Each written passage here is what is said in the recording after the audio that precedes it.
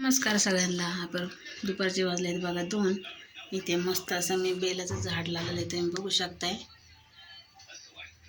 तर इथे लावलेलं आहे कोरपड. इथे मस्त असे हे फुलाचं झाड लावलेलं आहे बघा, शोचं. इथे लावली आहे तुळस बघा. तर मस्त अशी तुळस फुटलेली आहे. मस्त असे 4 रोपं लावले होते बघा, पण एक जळून गेलं आणि 3 आले. तर ह्याला बघा पानं पण फुटलेले आहेत. हे बारीक बारीक छोटे छोटे दिसतात नाही तुम्हाला, हे पानं असे फुटलेले आहेत. तर मस्त अशी तुळस आलेली बघा आपली. आणि बेलाचं झाड पण चांगलं फुटलेलं आहे. तर या झाडामध्ये अजून माती टाकावं लागेल. तर तुम्हाला एक आनंदाची बातमी सांगायची आहे. आतापर्यंत मी काय कोणाला सांगितले नाही, पण आज तुम्हाला सांगावं म्हणलं माझ्या यूट्यूब फॅमिलीला. तर फायनली आपलं घर फायनली झालेलं आहे.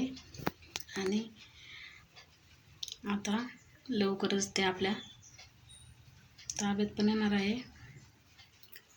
तर 20-21 वर्ष झाले बघा आम्ही भाड्याने राहतोय. तर फायनली 21 वर्षाच्या नंतर फायनली माझं स्वतःचं घर झालेलं आहे. आणि काल त्या कामासाठीच आम्ही गेलो होतो. तर फायनली काल झालेलं आहे ते काम. आणि तर तुम्हाला मी नवीन घराचा व्हिडिओ तर टाकणारच आहे. आम्ही आता रविवारी जाणार आहे बघा घर बघण्यासाठी. म्हणजे बांधकाम वगैरे झालेलं आहे, सगळं झालेलं आहे. आता फक्त लाईट फिटिंग राहिलेली आहे, नाहीतर बाकीचं सगळं झालेलं आहे बघा. तर 7व्या मजल्यावरती फ्लॅटमध्ये आपण स्वतःचं घर घेतलेलं आहे.